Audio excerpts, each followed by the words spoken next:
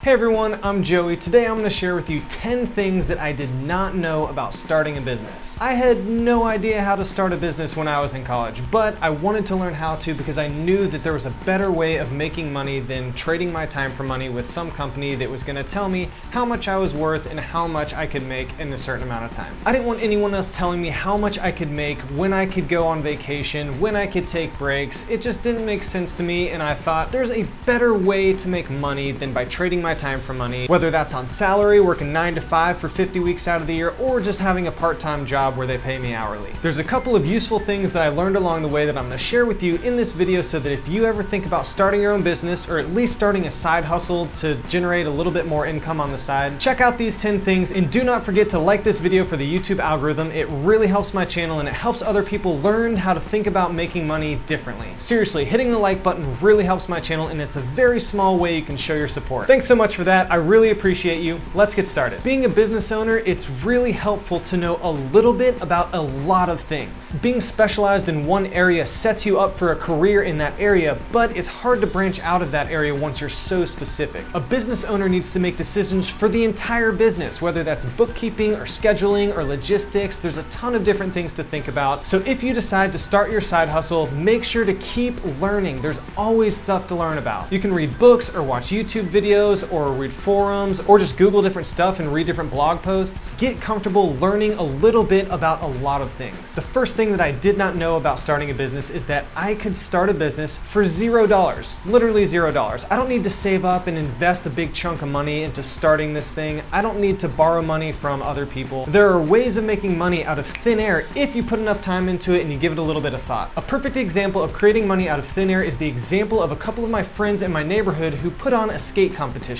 Now, in my neighborhood growing up, we had probably 20 or 30 kids who were really interested in skateboarding or aggressive skating. A few of us had ramps that we could launch off of and rails to grind on, and a few of my friends had the incredible business idea to host a skateboarding/aggressive skating competition at our clubhouse. It was free to set up these ramps and rails in the parking lot of our clubhouse. It cost each skater $5 to get in. All of the ramps and rails were provided by everyone who was entering the competition because they wanted to skate on things they were most familiar with, and they also bought snacks and drinks in bulk and sold them for an upcharge at the competition. First place got a cash prize, second place got a cash prize, third place probably just got like a granola bar or something. But whatever was left, these businessmen and middle school entrepreneurs walked away with the rest of the money. This skate competition did not exist without that idea that they came up with. They put flyers up around the neighborhood for this skate competition. They even drove these flyers to certain people's houses and stuck them in their mailbox just so they absolutely knew that these athletes who were interested in participating in the sport knew what was going on. Looking back, it was an incredibly genius idea of them to do this. Another example of creating something out of nothing is the example of how I grew my balloon twisting business. I already had a balloon apron and balloons and a balloon pump, along with a shining personality. Just kidding, but I seriously was not afraid to just go up and start conversations with strangers, and that really helped me out in business. I was very uncomfortable talking to restaurant managers at first. It didn't cost me any money calling up restaurants and seeing if I could offer them a free balloon twisting service. Once they said yes, I went into the restaurant for a few hours at a time. I made some tips from the restaurant guests, and after 3 hours, I had $100 to $150. I also realized that this was scalable and that I didn't need to be the one going to do balloon twisting in these restaurants. If I charged the restaurant a small fee, trained a group of balloon artists that could fill my spots, then instead of me being the one making the tips, I would get the small fee from the restaurant, and I could scale this all across town. So I grew the balloon twisting aspect of my business this way, and also the balloon decoration aspect of my business. After I had a mentor show me how to build a website and run Google ads, I was basically able to market to everybody in the Atlanta area, not just the people who I was calling. Google ads really shaped my business, and I'm going to talk about it a little bit later on, but it completely expanded my target market. But instead of me calling other people to make the sales, people were now calling me. I had no idea how to do balloon decorations, but I started looking into it. I figured out around the price range that I could charge for these items, and I also looked up YouTube videos on how to build these items. So then I just started running Google ads for balloon arches, balloon garlands, balloon columns, and all of a sudden people started calling me asking for these items. I had never built these items before, and I had no idea anybody who knew how to, so like any great businessman, I went to YouTube and I figured it out. You can literally find just about anything on YouTube. I have no idea how you landed on this video or what you were searching for, but I'm glad that you did because you can learn from my mistakes and not make the same mistakes. So those are a couple of examples of just creating money out of thin air, just having a good idea and spending some time working on it. You don't need a ton of capital or funding upfront in order to start your business. Some businesses do need that to get started, but I'm a relatively low risk kind of guy, and my business isn't going to be trading on the stock market anytime soon. So starting these businesses that are going to cost me $0 upfront is pretty much right up my alley. I have a list in my phone of about 30 different business ideas. Some of them are going to cost money, others are not, but the first step in starting that business is to just brainstorm and try to figure out the cash flow. Who's making the money? Who's spending the money? What are you providing to benefit people's lives? Keep thinking about it and you'll figure out something that works. You'll also figure out things that don't work, and that's great because now you know which direction to not go in anymore. Focus on a different direction. The second thing that I didn't know about starting a business is not necessarily needing certifications for certain things. I'm not a certified financial advisor, yet I still make financial YouTube videos. I don't have a business degree, yet I'm a businessman with multiple businesses. I'm not an accountant, but I still do the accounting for my businesses. There are some things that you're absolutely going to need a certification for. However, if you're interested in getting started in something, just do it. Learn from people who are already doing what you want to do and figure out what you actually need and what you don't need. And if you're not sure if you need something or not, just keep going. People will stop you and turn you around if you need to go get a certificate for something. And that is not a barrier. That's not a hurdle that you have to get over. That's figuring something out that you can't get past this certain point without having this certain certification or this certain piece of paper from an insurance company or whatever. My personal philosophy is just go as far as I can until someone stops me and turns me around and tells me, hey, you can't go any farther until you do this and this. Many people hold themselves back saying, oh, well, I don't have this certification, or oh, well, I don't know what's gonna happen if I go into this restaurant, or oh, I don't know if anyone's gonna come to the skate competition. If you see value in it, there is value in it, and you just have to find the people who also see value in it. The third thing that I didn't know about starting a business is that side hustles can turn into full-time jobs. My balloon business started as a side hustle right after Becca and I got married because I needed to make some money and I wasn't getting hired or even getting interviews from anybody I applied with. I needed to make money, and in order to do that, I needed to start thinking about money differently because I was being stopped at the door of all of these companies without even getting an interview. So I just chugged along for a little bit. I kept my business going. I kept applying for different jobs. And one thing that I noticed every single time that I was on the job search, I realized, one, I make more money with what I'm doing and I like it more.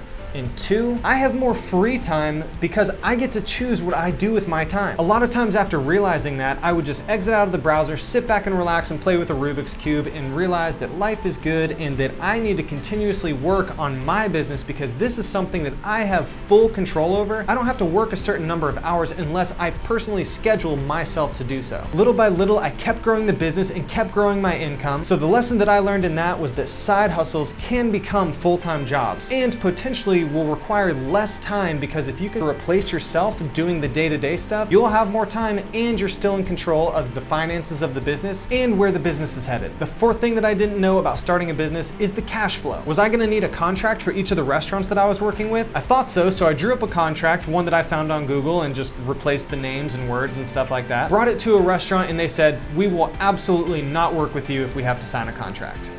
Okay. We'll just do a handshake deal, you'll pay me at the end of the month and I'll send a balloon artist in every week. This has burned me a few times with restaurants going out of business or just not paying their bills, but it's still the only way that I knew how to get into restaurants because the only way we could get in is without having a signed contract. How was I gonna bill these restaurants? I didn't have any software services that I could just bill someone? What does that even mean? All of my invoices from 2011 to 2015 were in Google Docs, and I would individually change the invoice number and what was on the invoice for each one. I don't recommend this method, especially because Square and a bunch of other providers can provide these services with a much easier process than what I was going through, because if someone had a question about their invoice, I didn't have the invoice. If I needed to make a change on it, I had to redo the entire invoice because I was just changing the number on this Google document. Also, how was I gonna keep track of my accounting and bookkeeping? I don't know anything about accounting. I also needed a better way of bookkeeping so that I could accurately do my taxes. Now I use a software called Zoho Books that allows me to invoice. It keeps track of all of my expenses. I can categorize everything. It's super duper helpful, but I didn't have the money for that and I didn't even know about that in the beginning. That's just something that has made my life a lot easier. Instead of having to mess around around with Google Docs. So now I have ways for the restaurants to either pay by credit card, by sending me a paper check, by paying with a bank account, by paying with an email. There's so many different ways that restaurants can pay me now just because I've done a little bit more research and tried to make it easier on all of my clients. The fifth thing that I did not know about starting a business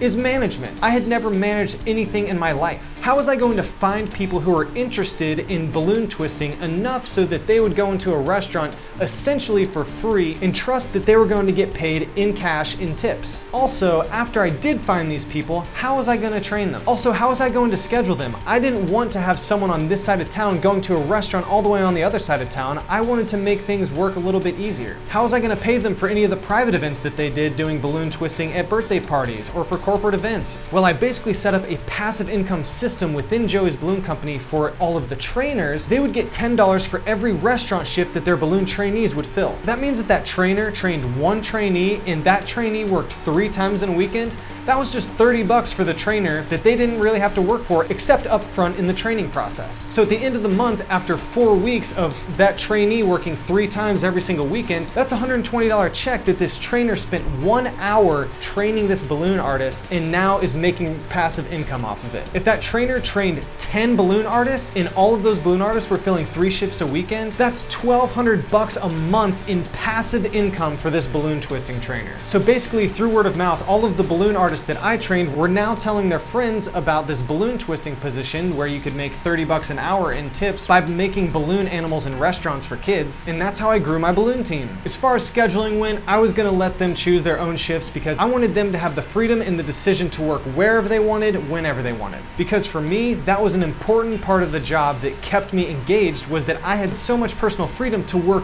when and where I wanted to. That's something that I appreciate and something that I wanted them to experience as well. As far as payroll goes, there's a bunch of different ways to do payroll. You can hire a payroll service, or you can even just pay out through Venmo or PayPal or Cash App or mobile bank transfer, or you can just pay out in cash. There's a bunch of different ways to figure out payroll. I have a feeling if you start a business, you're gonna figure it out pretty quick because the people you work with are gonna wanna get paid. The sixth thing that I did not know about starting a business was how to make the business legitimate. For the first year or so, I was basically just making handshake agreements with these restaurant managers, and I was not an actual entity according to the IRS or the state of Georgia. I still had to pay taxes on the income that I earned, but I learned that I basically only needed to do 2 things in order to make my business legitimate. I needed to get an employer identification number from the IRS website, irs.gov. This is a free number that acts as a social security number for the business. Once I got that from the federal US government IRS website, I went to my Secretary of State website and I registered to start a business. The third thing that's actually pretty important about starting a business is opening a bank account specifically for that business. But you have to have the employer identification number from the IRS in order to register with the Secretary of State in order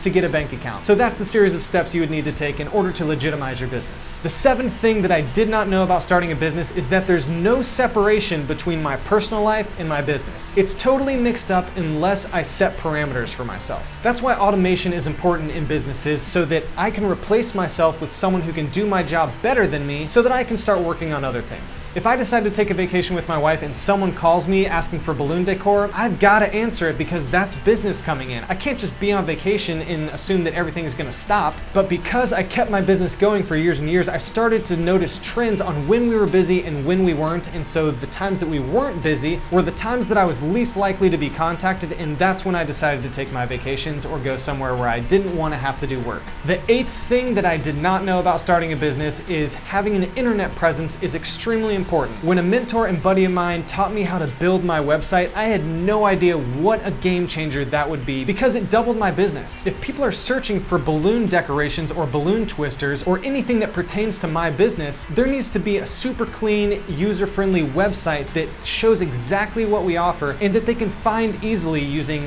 SEO, which is search engine optimization, and also by creating different Google ads, so for people searching for this information, they can just click on a link, sends them right to my website. Having a website is owning internet real estate. Having an internet presence has a severe impact on the success of a business. The ninth thing that I did not know about starting a business is that I was gonna have to make my own work schedule or nothing was gonna happen. I am not very good at time management, but when I need to pay my bills, I absolutely will make a schedule for myself to make sure that those bills are gonna get paid in some way. And that's actually a wonderful thing about being a business owner, is you get to create your own schedule. You get to choose what you do with your time. You can choose to waste it and go to a matinee movie or just walk around in the woods, or you can drive around and start trying to make sales. It's totally up to you, but the only way that you're gonna figure out if something works or not is just to do it, just to try it and figure out if that's the path you should be taking or if you should try a different path. And the 10th thing that I did not know about starting a business is that 4 years later, it would allow me to move to Hawaii with my wife and work remotely.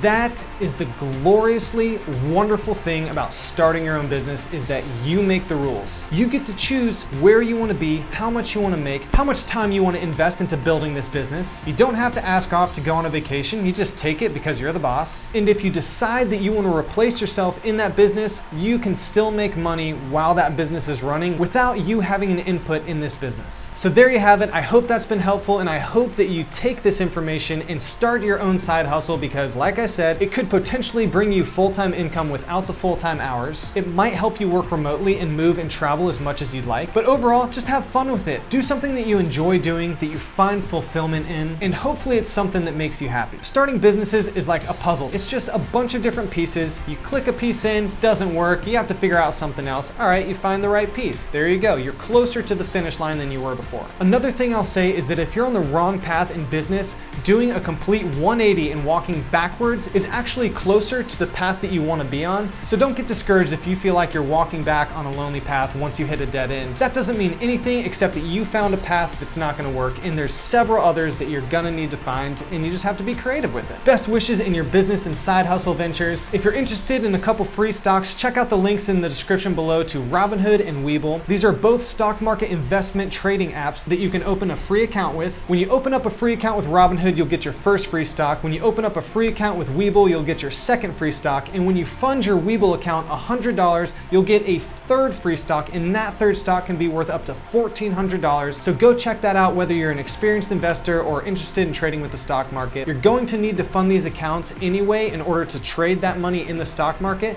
so you might as well get some free stocks while you're doing it. Thanks so much for watching, guys. Don't forget to hit the like button below this video. It really helps my channel. That's a very small way you can help support my channel. Also, don't forget to subscribe to my channel for some more Hawaii adventure and finance content. I'm Joey. Thanks again for watching. I'll talk to you soon.